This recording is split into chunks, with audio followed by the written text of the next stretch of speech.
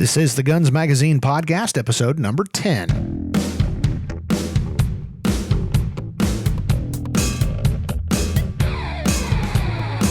Hi there, and welcome to the Guns Magazine Podcast. I'm your host and the editor of Guns Magazine, Brent Wheat. Thanks for joining us as we talk to the interesting people who make up the world of shooting, hunting, and the firearms industry. Right off the bat, I'd like to note that one day last week, we reached number 14 on the iTunes podcast chart in the hobby category. Considering we're just getting this thing started, that's incredible news, and I'd like to thank our listeners for downloading and sharing. In today's episode, I talk with John May, the Sales and Marketing Director for Ed Brown Products, the makers of high-quality 1911s and accessories. John is one of those outgoing gun guys who never met a stranger. A veteran of the shooting world, he was 5-time IDPA National Match Director, along with being a competitive shooter himself. He's designed and built holsters, taken firearms training from nearly every major instructor, while also teaching a legion of students himself. John is funny and quick to share his countless stories. During our wide-ranging conversation, we talk about how to be a good firearms student, how he helped arm the teachers in one school system with rifles, what it's like to shoot machine guns for the Boy Scouts, his take on current politics, and what it's like to shoot up 3/4 of a ton of rotting watermelons. Now here's my entertaining and insightful talk with John May of Ed Brown Products. Good morning, John. How you doing? Doing well, Brent. How about you? Well, this is a great connection, man. We're not sitting in the room with each other. You're in Missouri, and I'm back at Guns' remote home office here in Indiana, but we got a great hookup going. I'm actually in Northwest Arkansas. Oh, I'm sorry. That's right. Headquarters is in Perry, Missouri, and my sales and marketing office is in Huntsville, Arkansas. Oh, okay. Well, then I wasn't completely out of line. I knew Ed Brown Products, of which you are the sales and marketing director, That's correct. Is located in Missouri. So when we were putting the podcast together, we were throwing names around, and your name rose to the top like cream. Drinking again, were you? A whole bunch. Well, bourbon fuels the industry. What can I say? That is correct. Well, in case there's one person out there that doesn't know what Ed Brown Products are, give me the 15-second overview. Ed Brown Products was founded over 50 years ago to make quality 1911s and parts for 1911s. We make everything but the grips and the springs in-house in Perry, Missouri. We're one of the only companies to offer a lifetime warranty on our guns. And we make a host, I don't even remember now how many models of custom 1911s we offer, but fundamentally, if you want a custom 1911 that'll do everything it needs to do, we're the house to come to get it. And things are growing like crazy. We were talking before we started recording that you guys are hiring a bunch of folks, trying to hire a bunch of folks. You know, we needed a chief engineer and some machinists, and as luck would have it, we hired the chief engineer the day before the ad went out on the wire. Yeah. But we need machinists, we need gunsmiths. We've got guns sold we need to assemble.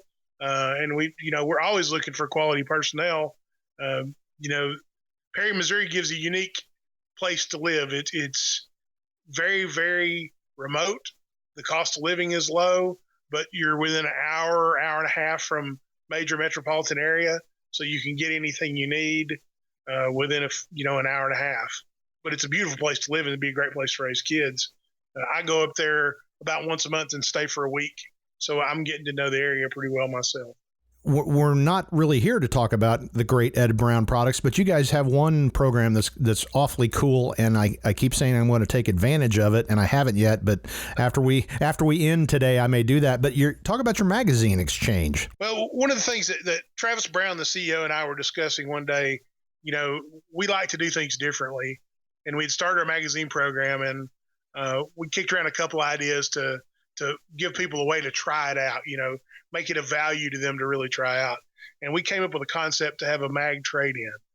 And when we first shared that with somebody else in the industry, the first guy said, well, that's the craziest thing I ever heard, followed by, that's the most brilliant idea I've ever heard at the same time. Yeah. You can trade in your used 1911 magazine, I don't care what caliber, for any of my new 1911 magazines. Again, I don't care what caliber.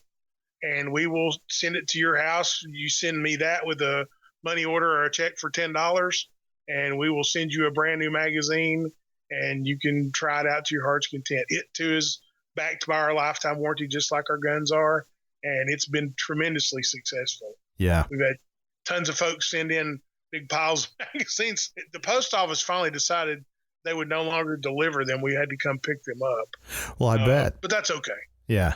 Yeah, it's a great problem to have. And that is so important that, it so often gets overlooked. I was just with my nephew at a gun show, and he was asking about he needed some more magazines. And I said, well, all these here, they're fine to buy if you mark them as practice magazines, because the magazine is the fuel injector for your pistol, and you're going to be disappointed with an off-brand magazine. So get rid of all those junk magazines and send them to John May, and he'll send you a nice prize right back. So what a cool program. Yeah, and we get asked all the time, hey, can I buy some of those? No, you can't.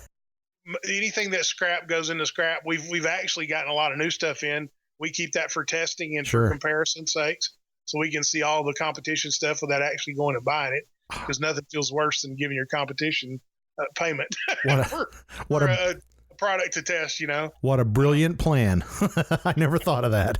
It's been pretty incredible. And a lot of people, I get calls all the time and go, hey, are you still doing that? Yes, we're still doing it. They ask me if it's true. And yes, of course it's true. We didn't lie to you. But, we sort of did that across the board too. If you think about how do you do things better and different? Well, one of the challenges that we have to overcome is, we don't have enough dealers in all those spots where you can go try our gun. Yeah. So we actually have the same sort of deal with if we have a gun in stock, you can get it risk-free. You just go through, do the purchase, have it shipped to your FFL, take a look at it. If it doesn't meet what you thought it would be, you can send it back, and the only thing you're out shipping. Wow. And very good. People sometimes tell me I'm crazy for doing that too, but listen, it's about getting the end user the gun in his hand, let him see what it's about. Yep. And the only way I know to do that is to do that. Well, and I think the fact that you're hiring lots of folks, I think that speaks to itself just right there. Well, we do get a lot of our competitors to ask us what we're thinking, and I think they think so do we. Probably insane sometimes, but that's okay, Yep. Well, you've got an incredible resume just in the industry, so we'll walk away from those great Ed Brown products and talk about John May. You've got an incredible list of credits. You were a 5-time IDPA National Match Director, but where did it all start? What are your first memories as a shooter? Well, interestingly enough, my dad thought that handguns were unnecessary. Wow. We had one in the house. It was an old import .22 revolver that I convinced him to buy at a hardware store. And I think that was my early fascination, was there were no handguns, so handguns must be cooler than the rest of this stuff. Yeah. My dad was, there was 5 of us kids. My mom was a stay-at-home mom, so Dad worked a lot. And my older brother actually taught me how to hunt early to shoot. And he, too, didn't care for handguns that much. Anyway, I was always reading. I'd read gun magazines, go to Walmart or the grocery store. I'd read the gun magazines while Mom was shopping, and I subscribed to some when I got a little older and had some money of my own. When I got married at 21, and also bought my first business. I don't know if I ever told you this, but I'm a cobbler by trade. No. No kidding. My dad thought I should have a trade, and I didn't want to go to college. So a very good friend of mine that I'd happily call a mentor he was experienced in that, and he thought I would really like that. And as it turned out, I did. I really enjoyed it, and I was good with my hands, and I loved working with leather. So I actually bought a boot store at 21. Wow. And my wife was in business school, and I promised her that I wouldn't buy our business until she got out of business school. And I sort of kept my promise. I bought it, and she graduated that summer. Yeah. So she left business school and came right to work at our store, never had a real job there. Wow. And we made a living for 14 and a half years of just doing that, fixing shoes and boots and selling shoes and boots. Huh. And I also started custom leather. That's how I got into competition shooting, was I was making holsters. Oh, really? And I thought, how could a guy learn to make a better holster? Well, if he actually used it. Yeah. And competition would be the only place I know that I could actually try it out. And IDPA was the early starting roots of IDPA. They just had the conference up in Missouri, and sort of got started there. It was in Berryville. The headquarters was in Berryville, Arkansas. So I had kind of a connection there, or I thought I did at least. I'd read about Bill Wilson and Ken Hackathorn and all those guys in the gun magazines growing up.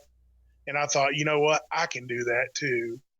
And I built, I guess my first real holster was a Milt Sparks Summer Special or knockoff of it. I told Tony Canale one time I saw him at very early on. There was a website hoster.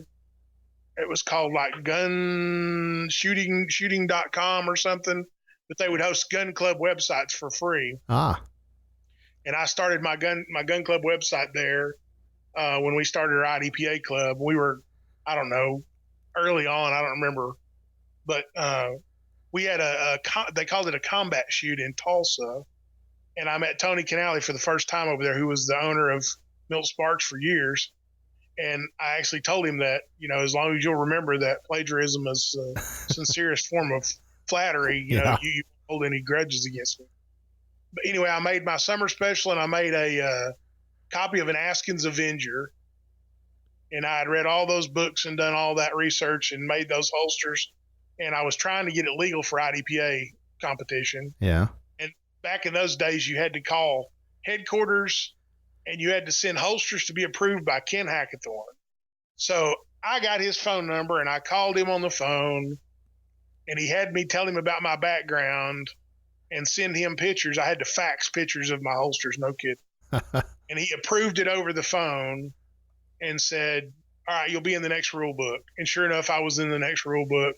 Wow. And boy, I thought I had made it big time. Well, yeah. Yeah.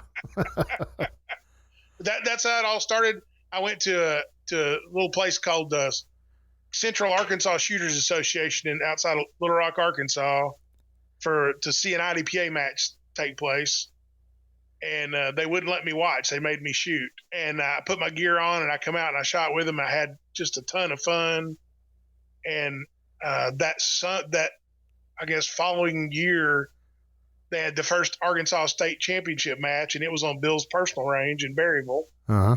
And we went up for that, and they made us feel like family and treated us well. And I thought, boy, this is cool. And one thing led to another. Next thing I know, I was running nationals, and somewhere along the way, he decided he needed me to come work for him and help him run Wilson Combat. And it was kind of a strange thing. Some people will find this is funny. We were walking on the last state match that I ever ran. Bill and I were walking around visiting, just walking around the range visiting. And I had agreed to run the nationals that next coming year. And we were just, I guess, getting to know each other. I don't know what else you'd call it. Yeah. And he was trying to get around to, what do you want to do? What's your path look like?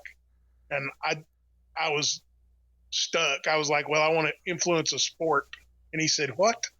And I said, I want to influence a sport. And he said, okay.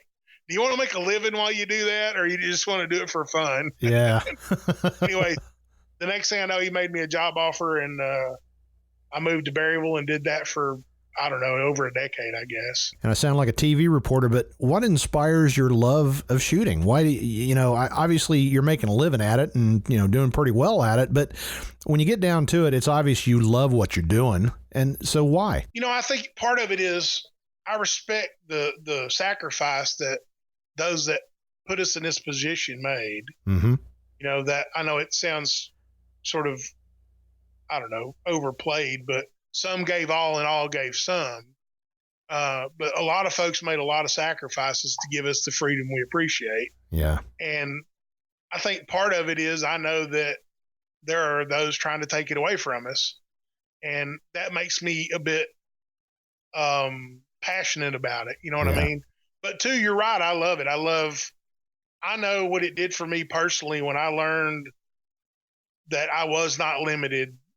The freedom that self-defense gave me, the understanding, the ability to be prepared, to handle my situation, the comfort. What is it? Clint Smith says, it's not comfortable, it gives you comfort. Correct. He's right about that. Yep. When you understand what you're capable of, it prepares you to walk through a world that's not always friendly. Yeah. And it's all of that. I mean, it's the fact that I know that, like my son, the minute he can handle a gun, we had him shooting. He shot IDPA matches with a rimfire pistol when he couldn't handle a centerfire pistol. Wow. He shoots trap now competitively for his school. If I have my way, he'll go to college and shoot trap at college as well. That would be neat.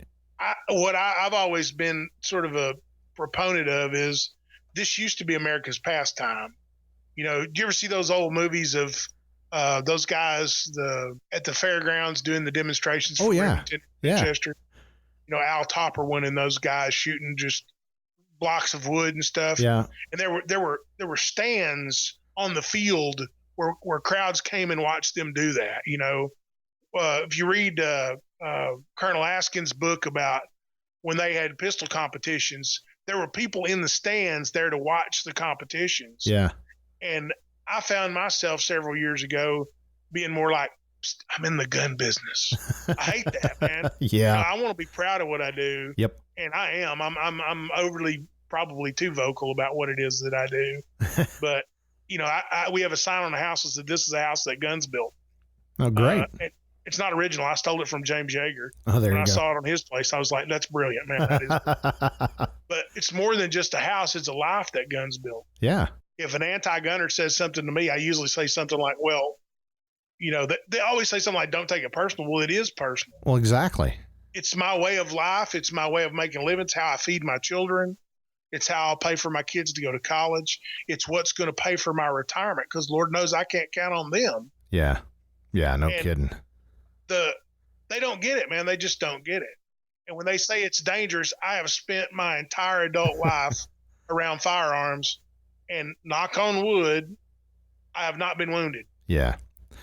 And you know, that's one of those things when I teach, I don't do much anymore, but typically the folks that come, especially for defensive classes, are you could stereotype them of a certain outlook, but every once in a while we'd get that kind of oddball, so to speak, that we had a student one time, she wore a PETA shirt. People, what is it? Eating, tasting? No, people for ethical treatment of animals. And the ethical treatment of animals. Yeah, yeah. And they are, you know, that's a very left wing, you know, quote unquote progressive group. So we were kind of joking with her, and come to find out, no, she was the real deal. And she had decided she needed to learn to shoot because in this case, she felt like, you know, all the evil conservatives were going to come to get her. But the cool part was, and there was some grousing I heard a little bit from the students, you know, what's up with that gal? I think it's great because, you know, by the end of the weekend, she realized we don't have horns growing out of our heads. We're actually awfully nice people. Gun people are really great people. And unfortunately, we tend to be conservative. So that means we don't speak up when a lot of the misinformation gets thrown out there. And, you know, if they just come out and shoot, they find out it's fun, it's safe, it's a healthy, enjoyable pastime, and we're all pretty good folks out here doing that. Well, you know, I don't remember a single time locking a door on my car at a range. Yeah. Ever. That's a good point. You know, and there may be some exceptions like an indoor range in a downtown environment or something, but like in an outdoor range or a match environment or whatever, I don't ever remember locking my doors, right? Yeah. I also can list, I can't count them. There's more than I got digits on my, you know, fingers and toes of times that I've loaned complete strangers firearm and equipment to get through a magazine because they didn't have it when they showed up or they were missing something or whatever. Yep. Something broke. And in a lot of cases, I had no idea who they were. Yeah. You know, I'll never forget this at Casa years and years ago. I loaned this guy my spare 1911 to shoot the match. He was in town visiting, or no, he was in town on business. And one of our members ran into him at a restaurant on a Saturday night and invited him to a Sunday morning match. Uh-huh. And he said, well, I don't have any gear. And he said, we'll sort that out when you get there. Huh. And he wanted to shoot a 1911. And I pointed at my truck, and my friend, the other fellow club member, hooked him up with a range bag and all the gear. And when I come back that afternoon, I saw the bag, slid it back we were driving an SUV, slid it back up, and never thought anything about it. Monday morning, I get a call at my office. This guy has moved heaven and earth to find out how to get a hold of me during the week. He inadvertently took my mag pouches and holster home with him. And he overnighted it to my office And I said, no, dude, you can just send it send it in the mail. I don't care. Yeah. And he insisted on overnight. I mean, you just don't find a better grade of people than that, ever. That's exactly right. And we can, this kind of leads into another topic of, you do a lot of teaching, a lot of personal defense, firearms. Like you, I did more in the past than I do these. I always heard from students, how can I be a better student? What should I do when I come to class?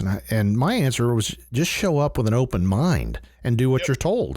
Well, the most difficult students were the ones that tried to prove a point when you were trying to teach them. Yeah. I used to do a ton of private lessons, and it was usually husbands who had the good sense to hire somebody to teach their wives how to shoot guns. Yep. Because they wanted to defend themselves, right? Yep. Or they wanted to make sure the family was safe, or they wanted to get the basis in place to have a partner when they were out and about and bad things happened. And, the ones that stand out to me after all these years the most were one particular individual. I developed the rules out of doing this early on.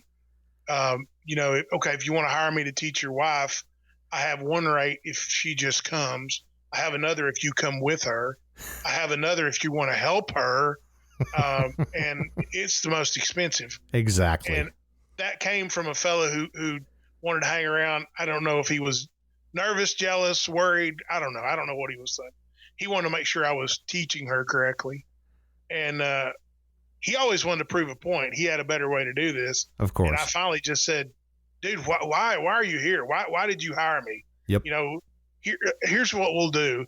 I'll go get a timer out of my range bag, and you and I can compare notes that way. She can go have a break and go have a nice cold drink on me down in the clubhouse. Yeah. And you and I will sort this out with a timer. And if I'm faster, you will shut up and move away. And if you're faster, I will shut up, give you your money back, and I'll pay for your day at the range. Yeah. And that didn't ever happen. He never wanted to do it. Well, of course. I asked him the second time, look, if you're not going to do this, then I'm going to ask you nicely to remove yourself from this area. As a matter of fact, let me buy you a cold drink down at the gun club office. And if you'll send your wife back up, or we can finish up pretty quickly. Yeah. And the other one that stands out to me was the lady that showed up at a class. And that was some of the last classes I taught in Little Rock. We had no more than 9 students in a class ever. It was a lot of hands-on kind of thing. She was the only lady that showed up. And we were talking about it while we were eating our sandwiches at lunch. And I said, so, what brings you out here? And she said, well, my husband refuses to carry a gun. He refuses to get any training. And somebody's got to keep the family safe. So it fell to me. Yep. And I'm going to do it. And I'm going to shoot IDPA with you guys if that's all right. And I invited her to do it, absolutely. And as a matter of fact, I paid her first couple of match fees to come out and do it. But when we got back from lunch, I said, okay, here's what we're going to do. There were various targets at various distances on the range. I said, I'd like you to just step up here to this line, and on your own, I'd like you to place 3 shots anywhere on the target, as tight a group as you can do it. She picked the longest target and did all headshots and shot a beautiful group on the head of that target. Yep. And I just turned around and looked at all the guys, and I said, well, since none of you did that, I'm horribly disappointed in a lot of you. Oh, my. No pressure there. No pressure at all. And she proved to be an excellent student. And the incredible part of this was 2 years later, I'm in Wendy's in Benton, Arkansas. The family and I were traveling back from Hot Springs. We'd been down to see a friend of mine who was ill, and we were coming back through there and stopped at Wendy's to have a quick bite one Saturday afternoon. And there she was standing in line with her husband and kids. Huh. And her husband looked just like the sheeple that I thought he would look like. And you could tell she was wearing a photojournalist vest. Yeah. And it was like a proud papa. I was smiling from ear to ear, and it was just incredible. I even patted her on the gun side. I said, I'm proud to see you. That's great. And that's what I get a kick out of teaching. The same thing that when you see somebody like that, and I love couples like that because she's the predator, he's the prey. But at least she's going to protect the flock. You bet. I mean, she is. She's got the cards she's dealt. She loves him, so it is what it is. I get it. I mean, I appreciate that. Yep. And look, there's nothing to me that's more smoking hot than a tactical woman. I always thought that was cool. And, I remember my first IDPA Nationals over in Tunica, Mississippi, working back in the desert. We call it back in the desert, but it was the field out back. And I don't remember who she was, but it was a lady who lived at Gunsight that come out, a young lady who come out there and was shooting competitively. And you know what? It might have been Julie Glob, come to think about it. Anyway, she got down low when she took cover and everything. And I was thinking, oh, that is incredibly hot. And there's something about it. Ever since then, you know, I don't know why, but tactical women, I've just always been just hot and attractive to me. I just always thought it was cool. No, and, you get no argument from me. You know, my wife, oddly enough, she shot exactly 2 IDPA matches in her entire career. Got her into it. She's a good shot, real good with a handgun, handles it well.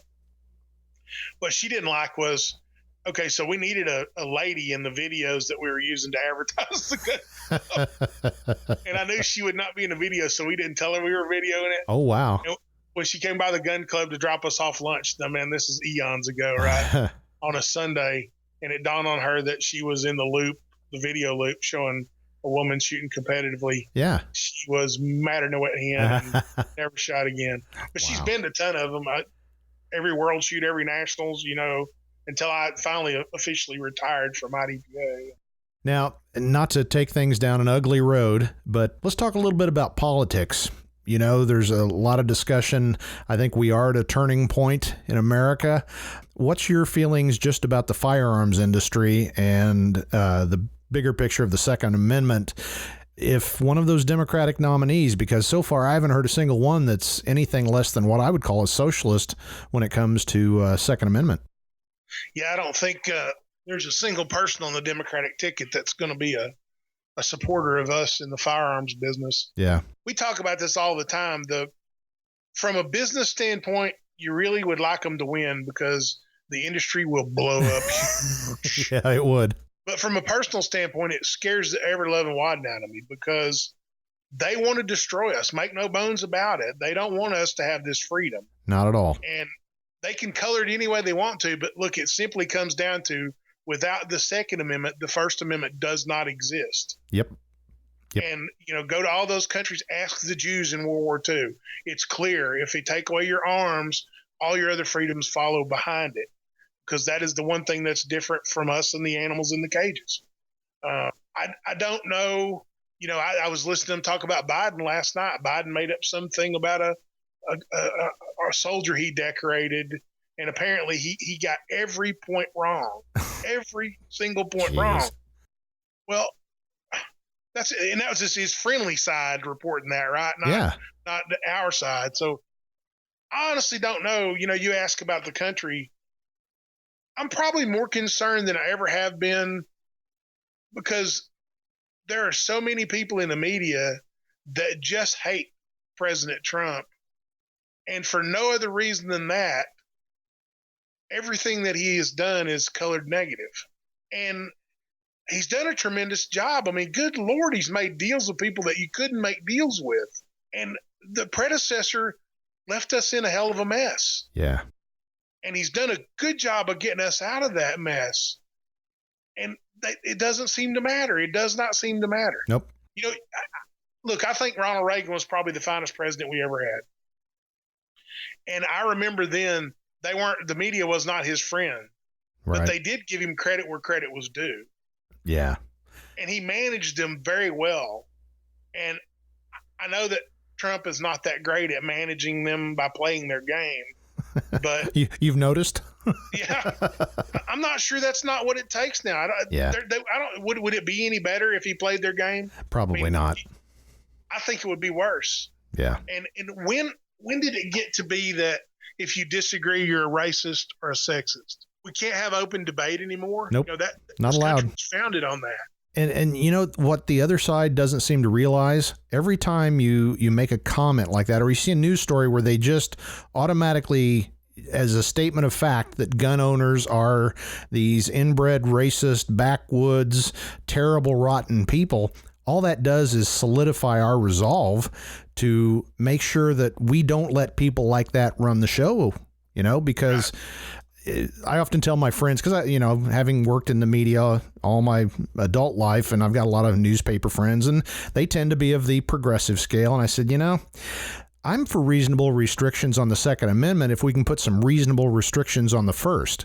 It's a dangerous thing, so let's just make sure that what you get to say in the newspaper or the television, it has to get vetted. And then well, no, we can't do that. Well, then why do you think we can do it with the Second? And they don't have an answer. I saw this bit the other day, and I'm glad you brought this up. I'm going to pull up when I asked you about what all you wanted to talk about. I got this little cheat sheet over here that I keep that I find interesting. Uh-huh. So according to the Center for Disease Control, 40,000 people died from gun violence.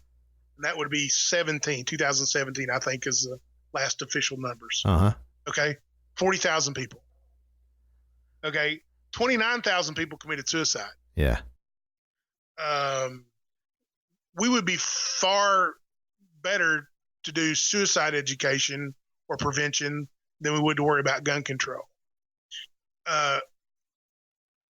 This mass school shooting has nothing to do with gun control. Nothing. And everything to do with getting help for people and law enforcement getting the support to follow through and stop these morons before they get out of hand.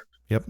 Every one of these guys, I don't think there's an exception that wasn't a known bad guy before you ever pulled the trigger. Exactly. Fix it, man. Fix it ahead of time. Well, and, people of our age, we joke all the time. When we went to school, I had a gun in the back window of my pickup truck. I carried a knife. My friends did. Some of them probably carried a gun in school, though I didn't know it. None of that stuff. I mean, you would be in federal prison now if you did that stuff. But you know what? We didn't have shootings. So it can't be the guns. It's the people. Two things, local schools, two things that I find this is kind of the one thing is incredible. I'll just tell you straight up. I am so impressed with one of the things I'm going to tell you. The other makes me sad is, I told you my son shoots trap for the local school. Mm-hmm. They can't have their trap gun anywhere on the facility. Yep. It's a school team, but they have to stage their shotguns elsewhere until they leave school and take them to practice. Now that hurts my head. Okay. Yeah. Now, here's the part that makes me smile. A school in this area, and I won't say which one, because they may not want it televised or broadcast or whatever else. They made the decision that the right way to fight this was to arm their teachers. Yeah. So they asked for volunteers, and they had a whole series of training for these volunteers to go through. And I was fortunate enough to be invited to come help them with their keep me sharp protocol and what do I need to prepare for, and spend a day on the range with them. And I do that once a quarter. Great. And I am so impressed with that administrator. He recently added carbines to, he listened to what we had to say, right? Wow. He gave them a gun they could handle. And we were all telling him carbines are even better. Yeah. Because it's easier to handle. It's easier to make accurate shots. I gave one of the teachers glass breaker and, seatbelt cutters and zip tie cuffs and stuff. Look, that is incredible to me. If we had more of that, school shootings would be gone. Well, exactly. That I think we broke some ground there. I've never heard of even whispered rumors of schools allowing their teachers to have carbines. And it totally makes sense. Anybody that's got, any experience whatsoever in combat arts knows that, that's really the smart way. But, it has such a stigma attached to it.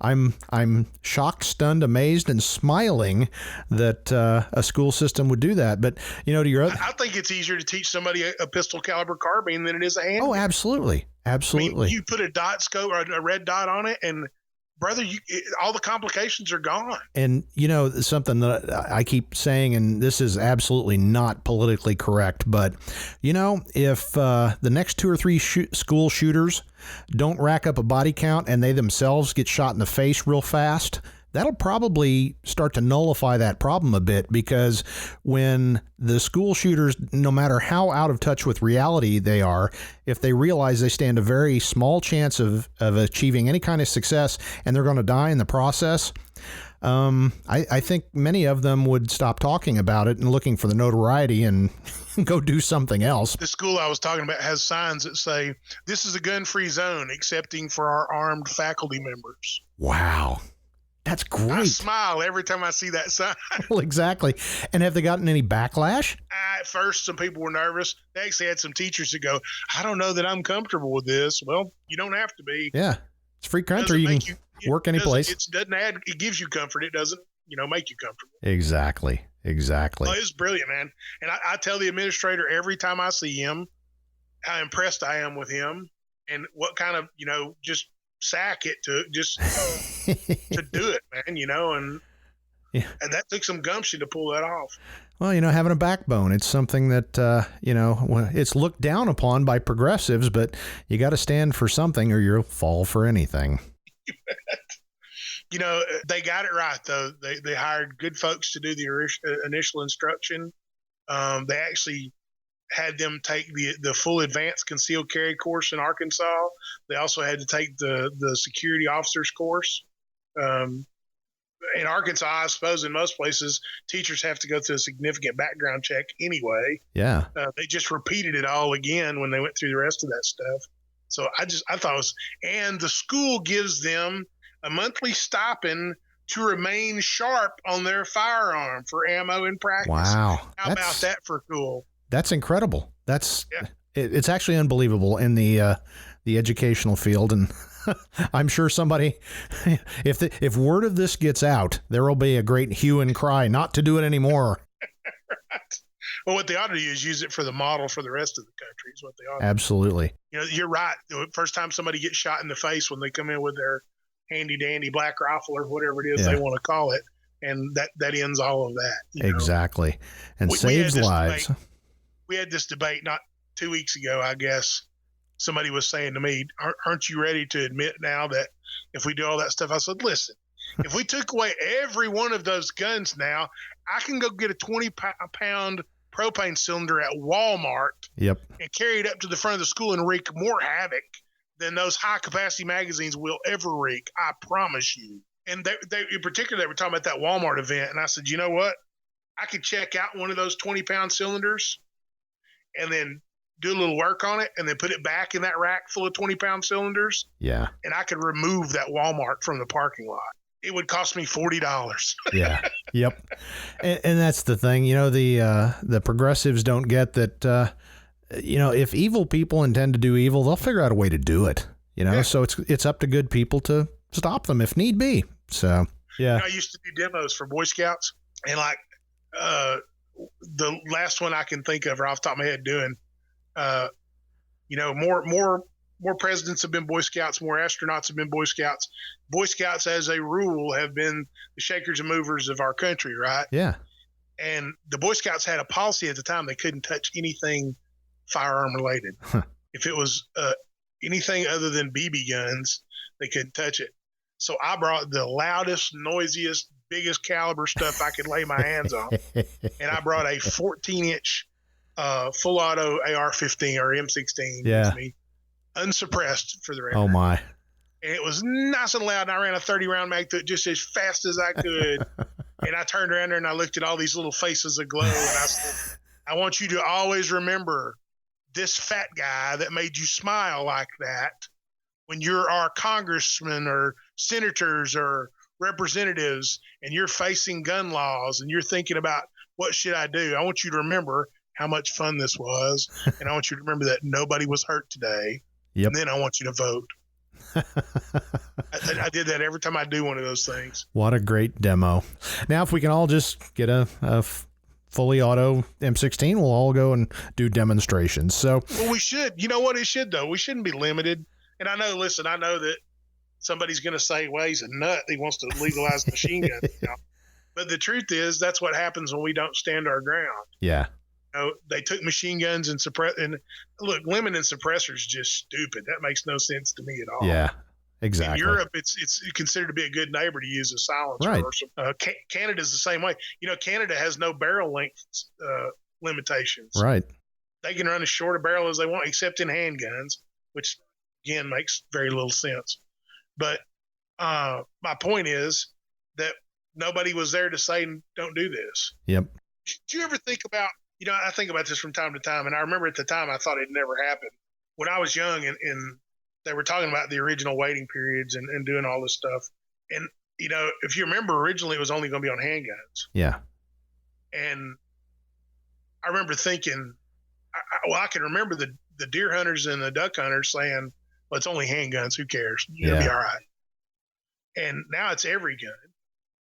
And that is complete evidence to me of, if we don't stand up for what you want, why would you be around when they come for what I want? And that is a hot button topic with me too, because since becoming the editor at Guns Magazine, I occasionally get letters, and the name for those folks is the Fuds, the Elmer Fuds. That they're not going to come after my pump shotgun. Well, you're right, probably not today, but they will. They don't have a goal when they say. The left is brilliant in this whole common sense gun laws. How can anybody be against anything common sense? Well, that's not what they want. They want to get their foothold in the door, and it's then down the slippery slope. And now I'm pounding on the table. And I didn't originally intend for this to be a political diatribe, but that's... No, me either. But what gets me is you're right about that. When you remember when Gun Control Incorporated came out and they were trying to figure out what guns to ban, and the original thought was, if we can affix a bayonet to it, we'll ban it. Yeah. So they immediately set out to come up with a bayonet you could affix to any firearm. That's their goal. Their goal is to disarm us. Yep. And there's already been talk amongst the Dems to do a buyback program. Yeah. And I have two significant problems with that. Whose money are they going to use to buy them back? And that's the same as banning them. I don't care if they pay me or not. If I can't have it, I'm not going to sell you my freedom. I'm just not going to do it. Okay, so we'll get off this. This was supposed to be fun and lighthearted. And, yeah. One of the big things that I've tried to bring to Guns Magazine is we've seemed to have lost our sense of fun about shooting. There's just, I keep telling writers, when's the last time anybody smiled in a picture? That's why we do this. And I certainly take, defensive use of firearms real serious. I take safety, serious to the level of being a Nazi about it. But once those things are handled, why aren't we having fun? So what is it that John May does for fun when he's shooting? My son and I have a drill, and I do it with other people too, but usually it's somebody that's close to me that shot a lot with me. We have a deal we do called follow the hole. Uh-huh. And whoever starts can shoot a hole anywhere on the target. Ideally, you try to have it right in the center. Yeah. It's not always the case. And then the other guy has to get as close, if not in that hole. And this goes back and forth until you run out of ammo or somebody is miserably can't hit the hole for whatever reason. Yeah. And I found it was good for me and good for my son, and my son pushes me a long ways. Sure. Because at 52, my eyes are not as good as they used to be. It doesn't get any better. It was fun. It was fun all along from the time he could actually shoot till today. We could do that and have the equal amount of fun. Yeah. But over the years, you talk about what people do for fun. Man, I asked a local grocer here one time. I said, listen, I want to do a video of shooting watermelons, big bore handguns. Could you save me some watermelons? And he's like, yeah. And he said, you got any particular? I said, no, I just, the ones you can't sell, I'll take what you got. So I go over there. I was driving a 3/4 ton pickup truck, and it took us about an hour to load up all the watermelons. Oh, my goodness. So almost $500 worth of ammo later, I shot all the watermelons. And we got some great video out of that, right? No doubt. They tell me that watermelons still grow in the wild over there when we shot all that up. But it was fun, man. It was a hoot. And you can hear, I don't even know where the video's at now. That's years ago. Yeah. But you could hear all the laughter on the tracks of everybody around there just having a big time. Well, I was going to say, how can you not? It's supposed to be fun. Yeah, yeah. And I've shot 1 or 2 watermelons, 1 or 2 cantaloupes, and it makes you giddy like a kid just seeing all that slop and glop go flying 36 ways. You know what we used to do? One of the guys that I originally started doing defensive stuff with and actually got me started in IDPA, his name's Archie Kirchner. He used to save up all of his 2 liter and 3 liter bottles. Well, they don't even do 3 liters anymore, but he used to save up all those bottles. And when we had a range day coming up, he'd fill them all up with water, take them to the range, and then shoot them with different defensive rounds to see how they'd react. Uh-huh. And you'd get the newbie guy to go down there and shoot them up close with something like a, Eldorado Starfire out of a T.H. Smith or something, and water everywhere and blood. But it was fun in the middle of July or August to do that. It was a hoot. It's like a Gallagher show. With a slug out of a 12 gauge was always. My. Maybe that's an idea. Maybe we ought to have the Ed Brown Guns Magazine commemorative watermelon shoot. Wouldn't that be a hoot? That would be a hoot. Hey, except you'd probably still be sticky 6 months later. Right.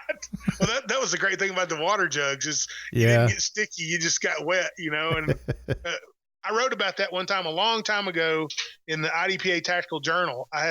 They gave me a column in there called something from the range or something like that, match director's point of view or something. And I was telling that story about how we do that with the newbie, have him go shoot him and he'd get soaking wet. Yeah. Everybody have a big time. And I got the nastiest letter from some guy that said, play a trick on your friend like that is, unacceptable. How could you? That's like being a bully at school. And I called the guy and I said, so let me guess, somebody has made you shoot a water bottle on the friend, right? Yeah. And he said, no, but people are always picking on me. And I said, dude, you need to lighten up some and have some fun. Yep. I'd be glad to give you the number the guy I was talking about, and he'd tell you it's probably one of the greatest moments of his life. And, he just never got it. But, over the years, I've done some cool stuff. I've done NRA Women on Target. This guy used to come in and get pepper sprayed by one of the women. Uh-huh. And it was so much fun with him, just watching him demonstrate how it's not the be-all, end-all. It's just another tool. Yeah. And all the cool stuff with that. And then probably the most fun I have is being on the range with somebody and watching them get it. See that light come on? When it goes clink, and you go, eureka, got it. It's fun. I always joked that when we were teaching, a lot of times a less or non-experienced woman, the first time she shoots is really nervous. We've had them, walk away in tears. I can't do this. And we give them the pep talk. And usually it's that woman by late Sunday afternoon is the gunfighter from hell. Oh yeah. We say make ready and they're standing there with, both hands twitching and they look like a bird dog on point because they're going to tear it up, I used to always have this thing I do, the hardest thing probably initially to get accustomed to is the trigger press. If you master trigger control, you have this game beaten. I don't care what it is. When those guys I remember the first time somebody said lots of dry fire and I went, that's dull and it sucks. I don't know all that stuff. But what they should have told me was, if you want to become a master of shooting a firearm, dry fire. That changes everything, Well, so I have this thing that I'll do is we do a couple of relays where they get to shoot at targets and they're having all kinds of trouble and they can't, they'll blame it on sight alignment immediately. And it's not. So what I do is I'll just tell them, I'll stand and I'll look them in the face. I'm looking towards them. The gun's going the opposite direction. I know none of you can see me since it's a podcast. The gun is pointed behind me. My back's to the target and I'm talking to the student who is aiming the gun and I'm pressing their finger, which is pressing the trigger. Right. And I'm constantly talking to them right in their ear. So all they hear is this constant, don't think about the bang, just concentrate on the sights, watch the sights. Are you watching the sights? Are you keeping eyes on the sights? Yeah. And I'll steadily, gradually, compress the trigger until it goes bang. And every time they are amazed how good a shot it was. Yep. And this lady asked me one time, she says, why does that work so well? And I said, okay, here's the truth. You're lining up the sights and not thinking about the trigger pull. I don't care about the sights. I can't see them at all. All I'm thinking about is the trigger pull. And my constant talking in your ear is keeping your mind off the loud noise. So all you're thinking about is, I wish this guy would shut up. Be done with this. Yep. You shoot a perfect shot. And I've shown people how they can put them one right after another through the same hole if they'll just let me press the trigger. And all that's about is getting used to that trigger press. And there's no great secret to it. You just got to press it. Yep. And I used to, the little handouts I give to them, it was spelled press, PRRRRREESSSSSSSS, because that's what it is. And if you want to shoot faster, then press is just smaller. Well, John, we've been talking a long time, and I know we could probably talk a couple more hours, but real quick, tell folks if they are interested in swapping out their magazines for Ed Brown magazines or just want to know some more information about your great products, how can they find that out? Probably the best way to get us is to go to www.edbrown.com. Every bit of information that I could think of to include is on the website. Of course, our phone number is 573-565-3281. 3261, but the website is always the best way to see the information. There's contact forms there. Of course, you can contact us through Facebook. What is it, Ed Brown Products on Facebook? And we have an Instagram site, which is Ed Brown Products on Instagram. We're easy to find, but edbrown.com is always the best place to find information. Well, great. Like I said, we're going to have more chats in the future. I sure hope so. I enjoyed it. We've just scratched the surface here. So John May, Sales and Marketing Director for Ed Brown Products. John, it's been great talking to you, and we're doing this on a Friday, so you have a great weekend. You too, Brent. Look forward to doing it again.